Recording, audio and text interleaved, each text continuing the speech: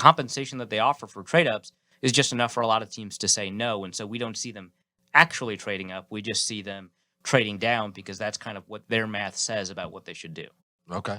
And then obviously we got the new guy at the helm at head coach. You'll go ahead and get your first interactions with him at 4:00 today? Yeah, 4:00. So Kevin O'Connell comes in. As far I do kind of see him as a steering into the skid kind of option at head coach with what the Vikings have on offense. What can we expect as far as differences for guys like Justin Jefferson, Dalvin Cook, as he moves over? Are we going to see a wholesale change on offense, or is it just going to be, adaptation of a new playbook because we do have the right talent and let's go get it? Yeah, it's a very similar system to the one the Vikings already run. They very comfortable with zone running. The Rams run a lot more outside zone than any other team in the league. And so we're going to see zone running a lot, but we're going to see more runs that are initially at least directed to the outside. Obviously, there's like cutback lanes or whatever. They could still run inside.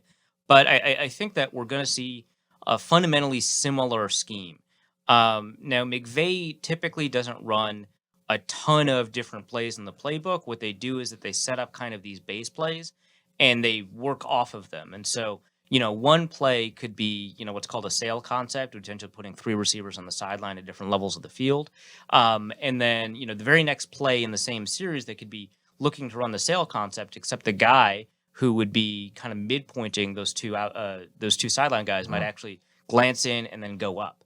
And we've seen Odell Beckham actually do a really good job of glancing inside on like the backside of that, which is usually a dig route, glancing inside, corners biting because they just saw him run that route 2 plays ago, and then moving up, and then Stafford just hitting him, right? And he's just wide open. It looks like a coverage bust, but they ran 2 or 3 plays where Odell Beckham did actually cut inside, right?